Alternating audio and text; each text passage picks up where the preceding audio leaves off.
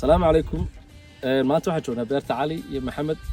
beertan aad arkaysaan waxa ka beeran qaad hareeraha xiga. qaadkan waa kii wadaniga ahaa ama bilaadiga loo yaqaano. waxaan aad iyo aad ugu dhiirigeliyaa dadka anigu hadda nahay magaranaysaa beeraleyda hadda ku soo biiray dalka. waxaan aad iyo aad ugu dhiirigeliyaa dadkeena inay beertaan qaadkaas aad arkaysaan imika waxaad moodaa inuu hareeraha ka gubtay ragga meesha jooga badankoodu ma waraabiyaan qaadkiisa siyaabo fara badan awgood. markuu qaadku si fiican u baxo dhalaalo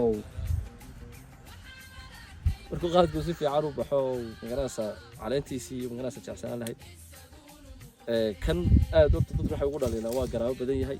waxaad moodaa xayawaano badan iyo cayayaan fara badan ba inuu leeyahay kaasoo tahay research fara badan iyo baxsi fara badan baa lagu sameeyo.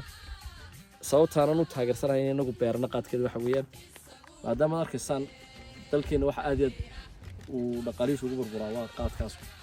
qof kasta oo aragto nin kasta subaxii kacaya boqolkiiba 60 waxay u kacaan sida qaadkoodii jabaanahoodii waxooda u goostaan ka beenta sheegay ka runta sheegay wuxuu waxay isku yimaadaan qaad cunaan at the end of the day. marka maanta oo kale waxay ahayd inaan aad iyo aad idinku dhiirigeliyo sidii aad dalkeena looga soo saari lahaa marxalado fara badan oo lagu horumariyo qaadkan laguna beerayo tayadiisa kor loogu qaadayo. xataa hadday noqoto inaanu Itoobiya heshiis kula galno si qaadkan looga hagaajin lahayd waxay sanad kasta ma amoodneenayno laga baxaan $100 milyan inagoo dalkeena markaas xaaladda ku sugan yahay badeennina la qaadanayo. marka inaguna qaadkooda qaadan hadda badeennina qaateen